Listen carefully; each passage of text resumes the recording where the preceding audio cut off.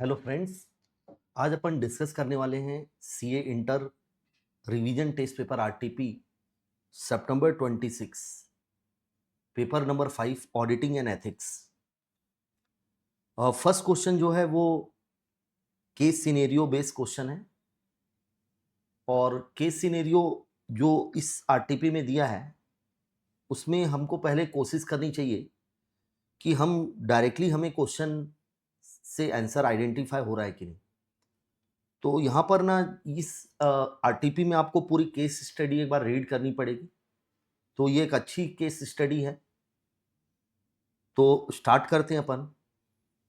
CA Arjun, the statutory auditor of XYZ, was engaged to conduct the audit of financial statement for the financial year 25-26. During the year, the company undertook a complex cross-border restructuring involved overseas subsidiaries. मतलब company ने complex transaction किए हैं foreign में, extensive import export transaction किए हैं and compliance with applicable foreign exchange regulation. Before accepting and continuing the engagement, CA Arjun ensured that the engagement team possessed the necessary professional competency, industry expertise, updated technical knowledge required for auditing such specialized transaction and regulatory matter. During the course of audit, CA Arjun identified instances of delayed realization of export proceed and related non compliance with applicable foreign. मतलब आपको non compliance पता चला audit के समय कि उन्होंने foreign exchange regulation के non compliance किए। Management represented that delay were temporary and expected to resolve through ongoing negotiation with overseas customer.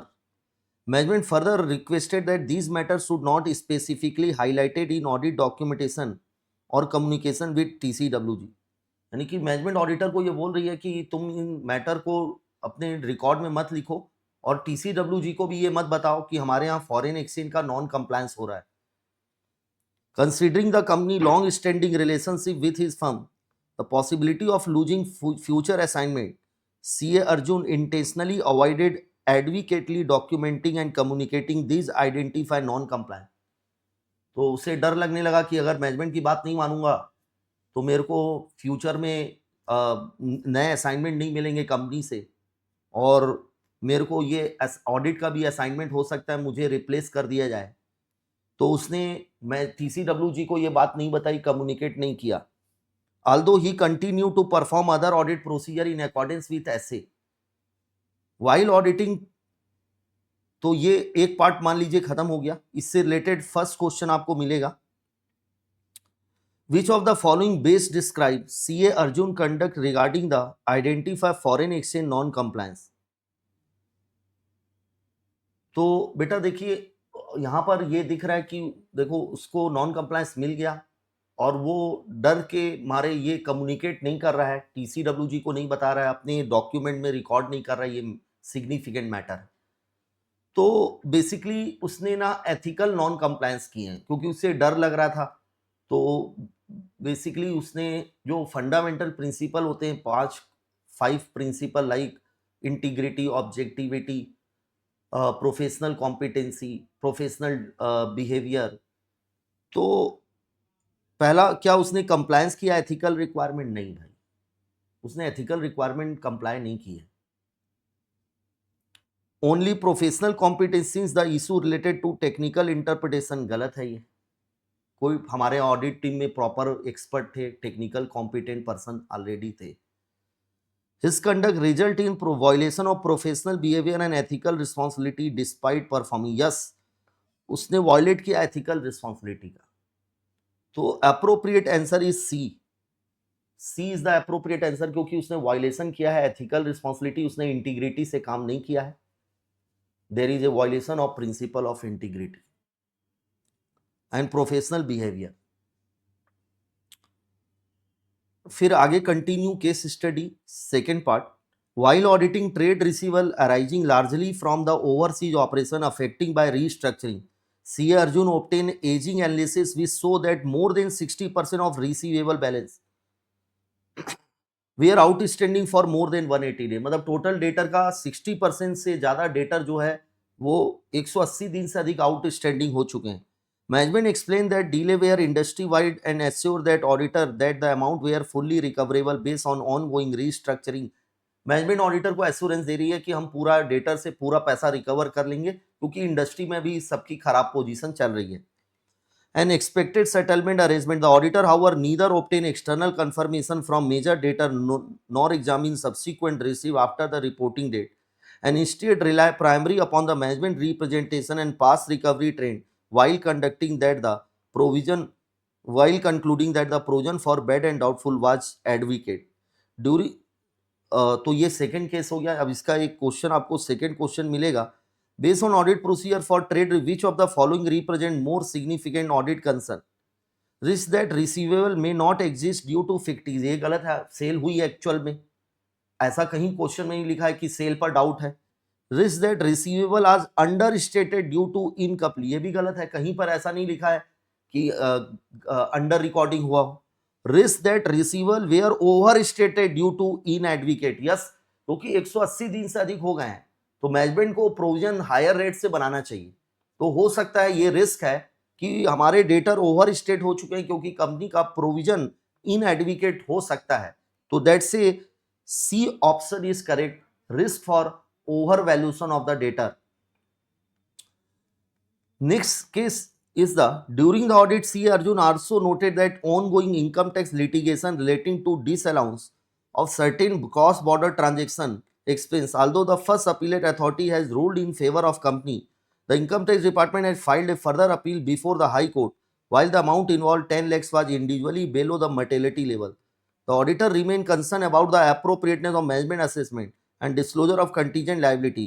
Management rely upon the legal opinion obtained from external legal counsel to support its conclusion that the matter would likely to be decided in the company favor. Accordingly, CA Arjun consider the procedure required under 501 regarding the litigation and claim. तो इसके लिए third question बोलता है कि कौन सी procedure most appropriate होगी। क्या मैं ऑडिटर मीटिंग करेगा लीगल काउंसिल से, या ऐसे 501 में ऐसी बात नहीं लिखी गई है कि वो मीटिंग करे personally. Second, send a direct inquiry letter independently to the external, ये एक बार हो सकता है, इसको एक बार डाउट में रखो। थर्ड, मीट द, यहाँ पर भी मीटिंग की कोई बात नहीं है। And fourth, send a letter of inquiry to external legal counsel, same letter of inquiry with the upper management permission, yes, क्योंकि हम मैनेजमेंट से परमिशन लेकर ही सामने वाले से डायरेक्ट इंक्वायरी कर सकते हैं। तो D option is appropriate, be appropriate नहीं है, हम डायरेक्ट इंक्वायरी नहीं कर सकते, मैनेजमेंट से परमिशन लेकर ऑडिटर डायरेक्टली लीगल काउंसिल से कम्युनिकेट कर सकता है। तो D option is appropriate. And next case study is the in the audit of purchase and imported raw material, CA Arjun observed a substantial increase of nearly 40% compared to previous year, along with concentration of procurement from a limited number of overseas vendors. Following the restructuring exercise, to understand these fluctuations, he performed analytical procedure including trend analysis and category-wise comparison of purchase. He also verified inward gate entry records with corresponding purchase invoice. However, such testing was restricted to selected months during the year. Exclude transaction recorded close to year end. No additional substantive procedure was designed to specifically address the identify risk of incorrect cutoff assertion or improper recording of purchase around the reporting date. तो बेटा purchase का rate बहुत बढ़ गया, price, तो इसके बारे में फोर्थ नंबर क्वेश्चन है, which of the following is the most significant deficiency in audit. तो सिंपल सा है कि उसने year end cut off date में, ईयर एंड में कोई भी ट्रांजेक्शन चेक नहीं किया, जबकि ज़्यादा रिस्क ईयर एंड में होता है। तो inadequate audit procedure around year end transaction resulting cut off risk, यानी 31 मार्च में ईयर एंड ट्रांजेक्शन उसने चेक नहीं किए, जबकि ऑडिटर को ईयर एंड ट्रांजेक्शन चेक ज़्यादा करने चाहिए थे। तो ये रिस्क रहेगा क्वेश्चन नंबर 4 का। Last part of the case study, further during the year XYZ underwent several significant changes including replacement of senior management personnel. Company के यहाँ मैनेजमेंट पूरी चेंज हो गई। Transition from the previous financial reporting framework, company के as change हो गए, नए Indians आ गए। Introduction of new regulatory compliance requirement, नए लीगल कंप्लायंस रिक्वायरमेंट आ गई affecting the financial reporting and disclosure. Despite these development, material affect the scope and reporting, yes, auditor का scope effect हो रहा है, रिपोर्टिंग कंसिडरेशन इफेक्ट हो रहा है. सी Arjun decide to continue the engagement under the original terms agreed at the commencement of audit without formally revise और documenting change in. यानी ऐसे 210 बेटा अपन पढ़े थे कि रेकरिंग ऑडिट में अगर सिग्निफिकेंट चेंज होता है मैनेजमेंट में या बिजनेस के स्कोप चेंज में, बिजनेस में, लॉ में, रिपोर्टिंग रिक्वायरमेंट में, एफआरएफ में, तो ऑडिटर को नया एंगेजमेंट लेटर भेजना चाहिए, रिवाइज करना चाहिए. तो यहाँ पर आपको ये क्वेश्चन मिलेगा, question number 5. Considering the significant change during the year which of the following base evaluate. No revision गलत है. Revision of engagement necessary due to significant change of yes, revision बहुत जरूरी है क्योंकि पूरे मेजर चेंजेस हुआ है कंपनी में. तो B option is the appropriate. तो ये हमारे case base scenario question complete हो जाता है. अब अपन चलते हैं इंडिविजुअल एमसीक्यू में. LRN company charter accountant are conducting the statutory audit of Beta Export Limited for the financial year 31st March 26. The engagement team is verify the borrowing of the company. It is observed that company has obtained a loan denomination in foreign currency. While checking the year-end balance, the auditor verify closing exchange rate and recalculate the loan amount to ensure that it has been properly restated in the financial statement in accordance with applicable FRF. Based on the above scenario, identify the assertion auditor is trying to verify. Auditor क्या चीज check कर रहा है ये आपको बताना है. तो बेटा इसमें बहुत सिंपल है कि ऑडिटर ना यहाँ पर वैल्यूशन चेक कर रहा है. उसने क्या किया, क्लोजिंग एक्सचेंज रेट को और रिकैलकुलेट कर रहा है लोन अमाउंट को. तो इसका मतलब वो वैल्यूशन असर्शन को चेक कर रहा है. Next one is the an auditor want to ensure that he has complete knowledge of all location where a company inventory are stored. Since all such storage location are stated to be taken on rent, the auditor seek an independent source, underline करिए independent source of audit evidence to verify कि all inventory location have been disclosed by the management. Independent source मतलब external source. Rent agreement not a external source, हमने खुद बनाया है. Copy of rent agreement, inspecting certificate of incorporation, inspecting GST registration downloaded, क्योंकि GST में आपका हर जगह location रहता है कहाँ कहाँ इन्वेंट्री आपकी लोकेटेड है. तो best more relevant audit procedure is that inspecting the GST certificate registration certificate, independent source है. Last one is the question number 8. While evaluating the reliability of audit evidence, audit team identify the following. Delivery challan prepared by the company, internal evidence. Shipping bill detail downloaded from the customer, out external evidence क्योंकि customer portal से download किए हैं. Bank statement out external evidence. Supplier quotation receive and store in the company, supplier बाहर से quotation आया है external. इसमें यही पूछा है कि कौन सा external evidence most appropriate regarding the nature of evidence. तो देखिए 2, 3, 4 are in the nature of external evidence. First is not a external क्योंकि डिलीवरी चलान जो कंपनी ने प्रिपेयर किया है it is a internal evidence. तो आंसर होगा D option. Second, 3 and 4 is the second, third, fourth is the nature of external evidence. अब हमारे descriptive question आते हैं, बहुत सिंपल है. जब भी क्वेश्चन आते हैं डायरेक्टली पहले आपको क्वेश्चन की केस स्टडी नहीं पढ़नी चाहिए. डायरेक्टली आपको क्वेश्चन की रिक्वायरमेंट देखिए, वहां से आपको अगर आइडेंटिफाई हो रहा है तो फिर आपको केस स्टडी की जरूरत ही नहीं है. The first question is the explain the meaning of assurance. Chapter 1 में पढ़े थे. Assurance engagement means an engagement in which practitioner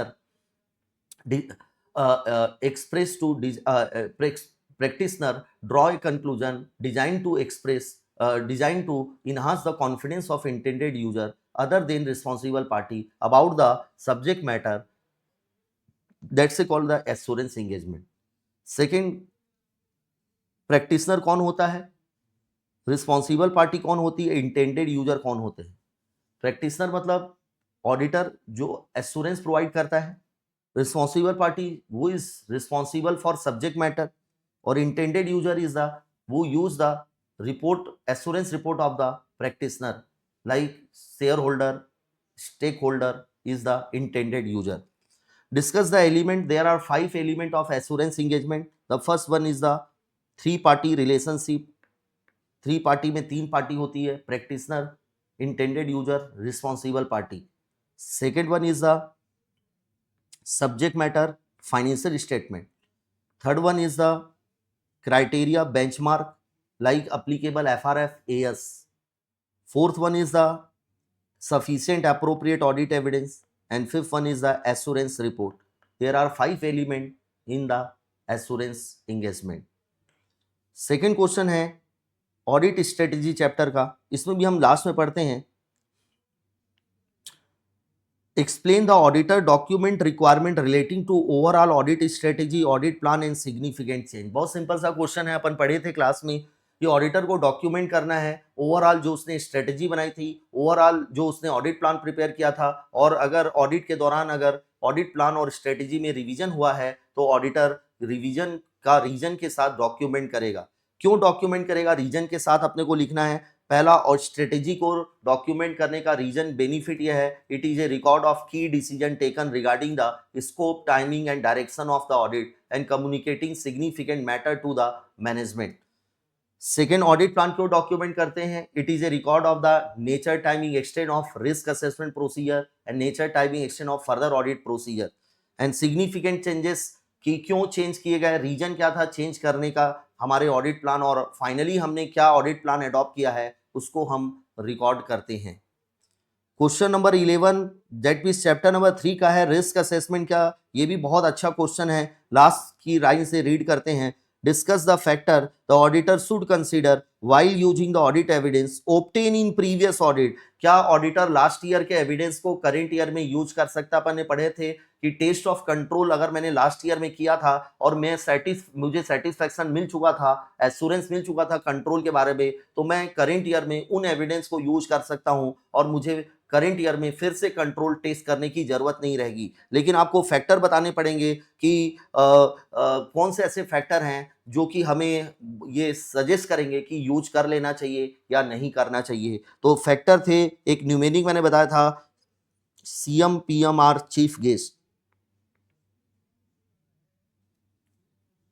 CM, PMR, chief guest. C का मतलब था effectiveness of other components of internal control. अगर other component effective होंगे तो आप करंट ईयर में यूज कर सकते हैं लास्ट ईयर के एविडेंस। एम का मतलब था आपका करंट कंट्रोल किस नेचर के हैं कंपनी में, वेदर मैनुअल है ऑटोमेटेड। अगर ऑटोमेटेड है तो कंसिस्टेंसी रहेगी, इसलिए हम यूज कर सकते हैं। Personnel changes that affect the application of control. Risk कितना है, मटेरियल मिस, अगर रिस्क बहुत ज्यादा है तो हमें फिर से इस साल कंट्रोल टेस्ट करना चाहिए, प्रीवियस ईयर का एविडेंस यूज नहीं करना चाहिए। Lack of change in the control that pose to the risk due to the change in circumstances. Circumstances change हो गए, नए रिस्क आ गए, जबकि कंपनी अभी भी पुराने कंट्रोल यूज कर रही है, हमें फिर से रीटेस्ट करना चाहिए। और लास्ट जी का मतलब effectiveness of journal IT control. Journal IT control कितने अच्छे हैं। जर्नल आईटी कंट्रोल याद करिए, पांडा से मैंने आपको बताया था, program change control, access security control, तो ये कितने इफेक्टिव है। अगर ये इफेक्टिव होंगे तो हमें प्रीवियस ईयर के एविडेंस को करेंट ईयर में हम यूज कर सकते हैं। तो ये हमारा चैप्टर नंबर 3 हो गया। चैप्टर नंबर 4 अब हमारा आ रहा है ऑडिट एविडेंस चैप्टर। ये सैंपल से रिलेटेड, क्योंकि हर एग्जाम में सैम्पलिंग से क्वेश्चन रहता ही है, आरटीपी में भी एक सैंपल से रिलेटेड एक क्वेश्चन दिया है। In the about context how the assessment of ROMM influence the sample size for test of detail. बहुत सिंपल सा क्वेश्चन पूछा है कि रोमम से सैंपल साइज इफेक्ट होगा क्या टेस्ट ऑफ डिटेल का। यस, बहुत सिंपल सा आंसर है कि अगर रोमम ज्यादा है तो sample size test of detail का ऑडिटर ज्यादा रखेगा, और अगर रोमम कम है, रिस्क ऑफ मटेरियल मिसयूज कम है, तो auditor sample size test of detail का रिड्यूस कर सकता है एंड ओवरऑल ऑडिट रिस्क को ऑडिटर रिड्यूस कर सकता है to an acceptably low level तक।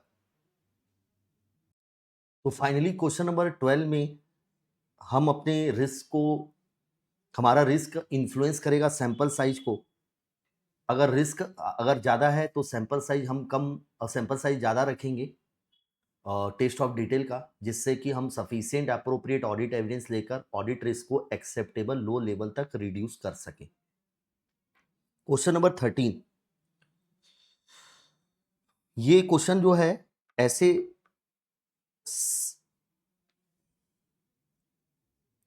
500 में सबसे लास्ट कंसेप्ट जो था ना, मैनेजमेंट एक्सपर्ट के वर्क को यूज करना एज ए ऑडिट एविडेंस, ये यूनिक क्वेश्चन है। पहली बार इंस्टीट्यूट ने आरटीपी में पूछा है, आज तक एग्जाम में नहीं आया है।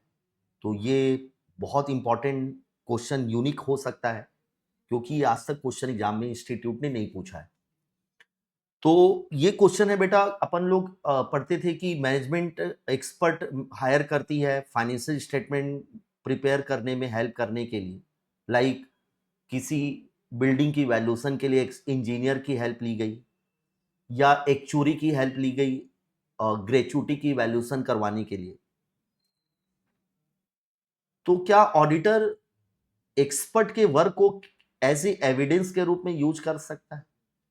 तो इसका आंसर था यस, कर सकता है, लेकिन ब्लैंकली हमको रिलाय नहीं करना है आंख बंद करके। हमको सर्टेन प्रोसीजर लगानी है एक्सपर्ट के वर्क में, कि पहला हमें इवैल्यूएट करना है एक्सपर्ट की competency, capability, CCO, objectivity of expert. Second, हमको उसके वर्क को समझना है, उसने क्या क्या काम किया है, और उसका वर्क फाइनली एडवोकेट है कि नहीं for the purpose of audit. फिर मैं उसके वर्क को एज ए एविडेंस के रूप में यूज कर सकता हूं। तो क्वेश्चन ये था, factor that affect the nature, timing, action of audit procedure, यानी कि मैं एक्सपर्ट के वर्क पर कितनी प्रोसीजर लगाऊं। प्रोसीजर मतलब मैं उसके वर्क को कितना समझूंगा, कितना इवैल्यूएट करूंगा, फैक्टर कम की ज्यादा। तो ये एकदम लॉजिकली आंसर आपको याद रखना है कि पहला, nature and complexity of matter, मतलब एक्सपर्ट ने जिस मैटर में काम किया वो किस नेचर का है, क्या कॉम्प्लेक्स है क्या वो मैटर। जो एक्सपर्ट जिस एरिया में काम किया उसमें रिस्क कितना, अगर रिस्क ज्यादा है तो मुझे उसके काम को ज्यादा चेक करना पड़ेगा, एक्सपर्ट के काम, ऑडिट प्रोसीजर ज्यादा लगानी पड़ेगी एक्सपर्ट के वर्क पर। नेक्स्ट, क्या मैनेजमेंट एक्सपर्ट को कंट्रोल करती है, इन्फ्लुएंस करती है उसके वर्क को, मैनेजमेंट जैसा बोलती है एक्सपर्ट वैसे काम करके दे देता है, तो मुझे ज्यादा चेक करना पड़ेगा क्योंकि मैनेजमेंट बायस हो सकती है।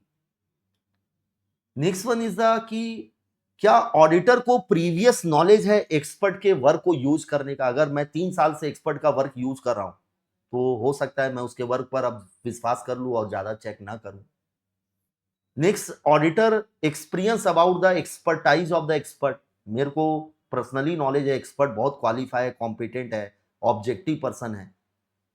तो ये सब फैक्टर हैं जो ऑडिटर को हेल्प करेंगे डिसाइड करने में कि मुझे उसके वर्क पर कितना नेचर, किस नेचर की, किस टाइम में कितनी टाइम लगानी है और कितने एक्सटेंड तक मेरे को उसके वर्क को चेक करना है। That's a question number 13। Question number 14 is deal with the chapter number 5, that means audit of item of financial statement। ये जो क्वेश्चन है ना, ये क्वेश्चन है ऑडिट प्रोसीजर बताओ to establish the completeness of inventory, मतलब जो कंपनी की इन्वेंट्री है वो कंप्लीट है कि नहीं, कंप्लीट रिकॉर्डेड है कि नहीं, कहीं अंडर वैल्यूड, ओवर वैल्यूड, या फिजिकली ज़्यादा और एक्चुअल बुक्स में कम। तो कंप्लीटनेस ऑफ इन्वेंट्री बुक्स में, उसके बारे में आपको चेक करना है। तो इसमें बेसिकली हम पहले लिखेंगे कि हम एनालिटिकल प्रोसीजर बहुत सारी लगाएंगे। एनालिटिकल मतलब रेशियो, बहुत सारे रेशियो, इन्वेंट्री टर्नओवर रेशियो हो गया, इन्वेंट्री टू टोटल एसेट हो गया, ट्रेंड एनालिसिस, कंपेयर करेंगे इन्वेंट्री को करेंट ईयर की लास्ट ईयर। फिर हम कुछ फिजिकली नॉन फाइनेंशियल डेटा भी इन्वेंट्री के चेक करेंगे, लाइक क्वांटिटी, उसका मेजरमेंट, उसका वेट, इसको भी वेरीफाई करेंगे। बहुत सारे हम रिकंसिलेशन भी करेंगे। तो इसका आंसर मैं एक बार आपको रीड करा दे रहा हूँ सजेस्टेड से। देखिए, audit procedure to establish the completeness of inventory, perform the analytical procedure like inventory turnover ratio, inventory upon total asset जिसको वर्टिकल एनालिसिस भी बोलते हैं, और तीसरा कंपेयर करना इन्वेंट्री को बजट का एक्चुअल से, ये हो गया फर्स्ट। फिर non financial information relating to inventory such as inventory के वेट, अदर मेजरमेंट चेक करना। Perform the purchase and sale, purchase sale सही रिकॉर्ड होगी, परचेज सेल सही नहीं होगी तो इन्वेंट्री पर इफेक्ट होगा।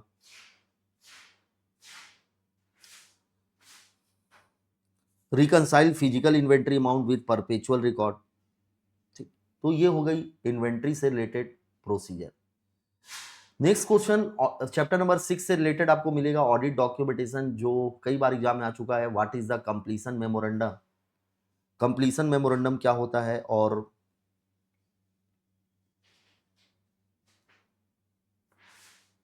इट्स सिग्निफिकेंस इन ऑडिट। आप सभी जानते हैं completion memorandum is the part of the audit document which contain the summary of the significant matter arising during the audit and how the such matter are address. और इसका significance है कि ये next year just succeeding year की audit में हमको help करेगा, document को हम इफेक्टिव वे में रिव्यू कर सकते हैं। That's a its significance. Next chapter number 7 is the completion and review, जिसमें हमारे चैप्टर ऐसे 560, 570, 580 कवर होते हैं, एज वेल एज 265, 260 एंड 450। जो ये क्वेश्चन दिया है गोइंग कंसर्न का दिया है ऐसे 560 का। इसको एक बार पूरा रीड कर लेते हैं अपन। EFN company chartered accountant are appointed statutory auditor of UVW Limited for the financial year 31st March 26. During the audit, the auditor review management assessment of company ability to continue as a going concern. Company has consistent history of profitability and easy access to bank finance. Very important line है कि company का past profit चल रहा है और company को easy way में finance मिल जाता है मार्केट से। However management has not prepared detail analysis to support. Management ने उसकी डिटेल असेसमेंट नहीं किया है। In a separate case, EFA company are auditing SYZ Limited. The auditor noticed that management assessment of entity ability to continue as a going concern only for 9 months from the date of financial statement. ये मैंने बताया था कि going concern का जो assessment होगा, जो भी मैनेजमेंट फ्यूचर के प्लान बनाएगी, एस्टिमेट बनाएगी, फोरकास्ट प्रिपेयर करेगी, प्रोजेक्शन प्रिपेयर करेगी, वो मिनिमम 12 मंथ का होना जरूरी है, क्योंकि गोइंग कंसर्न की मीनिंग ही यही है कि कंपनी का बिजनेस चल रहा है और फ्यूचर में एटलीस्ट 1 ईयर तक कंटिन्यू चलता रहेगा। तो यहां पर मेरे को मैनेजमेंट को रिक्वेस्ट करना है कि भाई आप 9 महीने का असेसमेंट को एक्सटेंड करिए, कम से कम एटलीस्ट 12 मंथ का असेसमेंट करके मुझे दीजिए, तभी मैं आगे ऑडिट प्रोसीजर लगा पाऊंगा। और फर्स्ट पार्ट में ये बोला है कि मैनेजमेंट का के बारे में मेरे को पता है, कंपनी के बारे में कि कंपनी की प्रॉफिटेबिलिटी बहुत अच्छी है और कंपनी को इजी एक्सेस है, बैंक फाइनेंस इजी वे में मिल रहा है, बट कंपनी ने डिटेल एनालिसिस नहीं की है, असेसमेंट की डिटेल सपोर्टिंग प्रिपेयर नहीं किया है गोइंग कंसर्न का। तो हमको इसमें यही आंसर लिखना है कि अगर ऑडिटर यहाँ पर सेटिस्फाई हो जाता है management assessment about the continue to going concern appropriateness of going concern basis of accounting from the other audit procedure से, अदर मतलब उसको कोई एडवर्स इवेंट नहीं मिलते हैं, फाइनेंशियल इंडिकेटर, ऑपरेटिंग और अदर, तो auditor can satisfy, no need to analysis the detailed assessment about the going concern.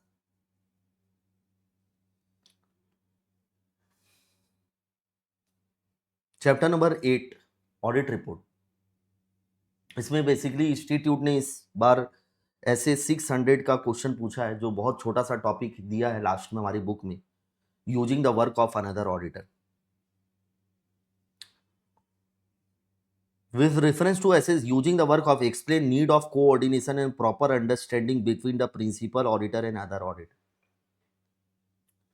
and procedure to be performed by principal auditor to evaluate and use of the work of other auditor, including circumstances where principal auditor need to visit the component or examine the record. तो एक 600 का question है, इसमें ये first part पूछा है need of coordination, proper understanding, मतलब दोनों के बीच में प्रॉपर कोऑर्डिनेशन होना चाहिए। प्रिंसिपल ऑडिटर बहुत सारी चीज़ें अदर ऑडिटर को एडवाइस देगा और अदर ऑडिटर भी प्रिंसिपल ऑडिटर को जो भी ऑडिट की फाइंडिंग होगी, जो भी कंपोनेंट ब्रांचेस में उसको फाइंडिंग मिलेगी, वो कम्युनिकेट करेगा टू द प्रिंसिपल ऑडिटर। जैसे कि मैं एडवाइस दूंगा प्रिंसिपल अदर ऑडिटर को, प्रिंसिपल ऑडिटर एडवाइस देगा। अपन पढ़े थे SIT, एक शॉर्ट फॉर्म था, मैंने बताया था, पहला area requiring special audit consideration, identification of inter component transaction disclosure करना, और T का मतलब time table for completion of audit. Further principal auditor other auditor को एडवाइस देगा regarding the significant accounting, auditing and other reporting requirement and obtain the representation of compliance of them. Procedure क्या क्या perform करूंगा मैं, principal auditor other auditor से एक detail मतलब एक मीटिंग रख सकता है कि उसने क्या क्या प्रोसीजर परफॉर्म किए उसके बारे में, या फिर एक क्वेश्चनेयर सेंड कर सकता है जिसका कि अदर ऑडिटर आंसर देगा regarding the audit procedure to be apply by the other auditor. Principal auditor, if doubt about the work of the other auditor, तो he may visit the branch and can examine the record of the. तो अगर उसके work में doubt लग रहा है, suspicion लग रहा है, तो वो अदर ऑडिटर के वर्क को मतलब ब्रांच में जाकर, कंपोनेंट में जाकर वो विजिट कर सकता है और एग्जामिन कर सकता है. Chapter number 18, chapter number 9, different type of entity. Question number 18, ये आपको सोसाइटी की ऑडिट का क्वेश्चन दिख रहा है.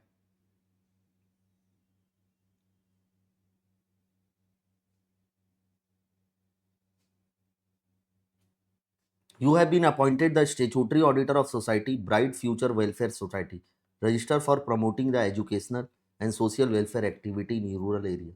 Society received a donation from the public, grant from the government agency, and contribution from foreign donor for conducting awareness program and skill development.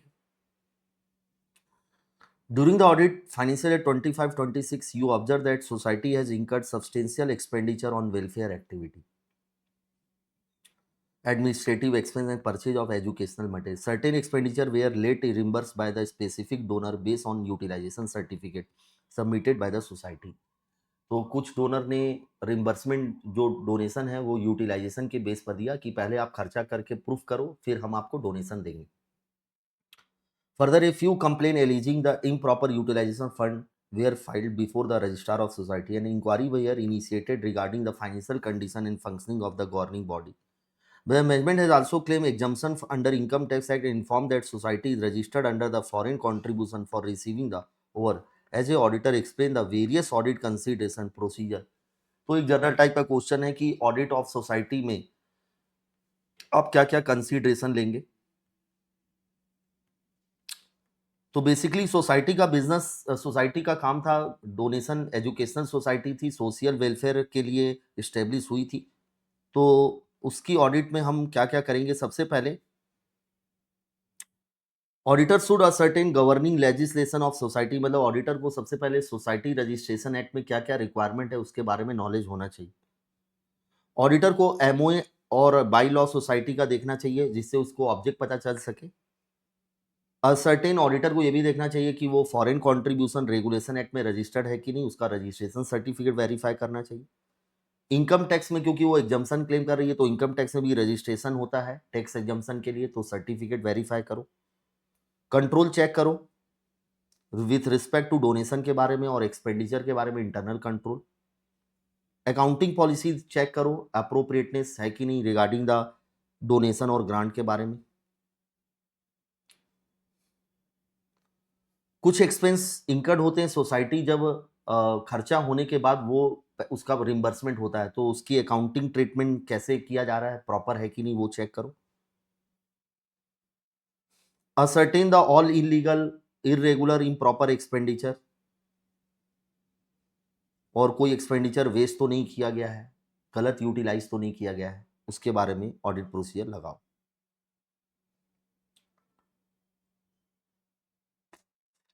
तो ये हमारा क्वेश्चन हो गया question number 18. Question number 19 deal with the bank audit, bank chapter के बारे में, bank audit chapter. ये जो क्वेश्चन पूछा गया बेसिकली ये क्वेश्चन आपके प्रोविजनिंग के बारे में है, स्टैंडर्ड, सब स्टैंडर्ड, डाउटफुल और उसमें प्रोविजन कितना बनना चाहिए. तो एडविकेसी ऑफ प्रोविजन और क्लासिफिकेशन आपको देखना है. चलिए देख लेते हैं फटाफट. During the statutory audit of Pragati bank limited for financial year 31 March 26, CA Nikhil examine the advance portfolio notice irregular loan account. A cash credit facility granted to RO traders amounting to 80 lakhs had remained non-performing for 8 months.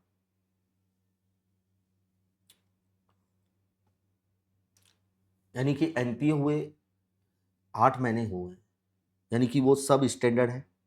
12 महीने के अंदर तक सब standard रहेगा और सब standard में 10% provision बनेगा. Another loan granted to Messrs Bright Matters amounting to 120 lakhs secured by 90 lakhs secured था और 30 lakhs is the डाउटफुल है 6 मंथ, यानी कि 1 साल के अंदर डाउटफुल है। 25% प्रोविजन बनेगा सिक्योर्ड पोर्शन पर, 100% अनसिक्योर्ड पर।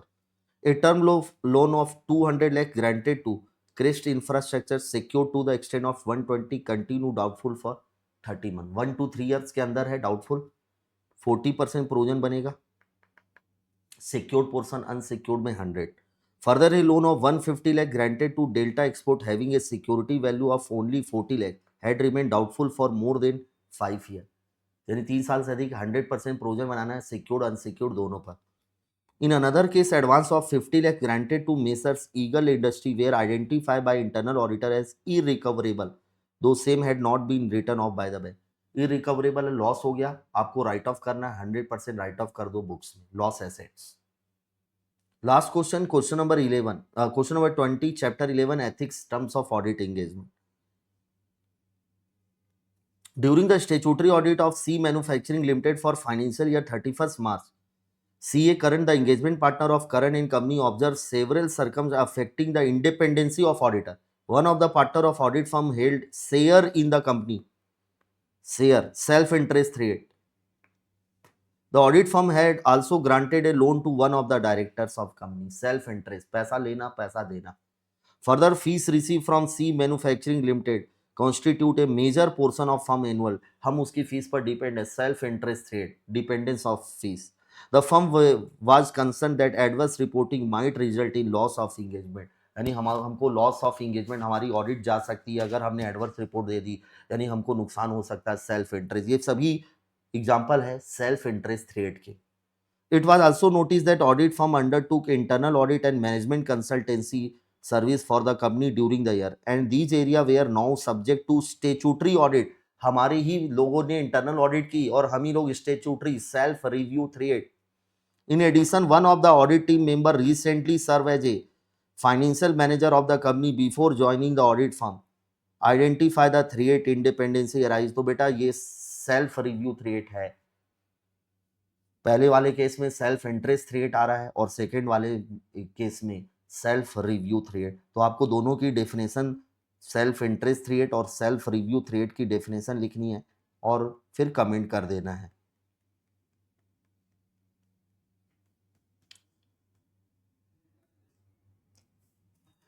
इन बोथ के सेल्फ इंटरेस्ट और self review threat to the auditor independency. Self interest threat कब आता है? जब हमारा फाइनेंशियल इंटरेस्ट होता है ऑडिट क्लाइंट, और फिर अपने को उसको एक्सप्लेन कर देना है। तो बेटा ये हमने आरटीपी आपके साथ पूरी डिस्कस कर ली। बेस्ट ऑफ लक, कोई भी डाउट हो आप कॉन्टेक्ट कर सकते हैं। Thank you.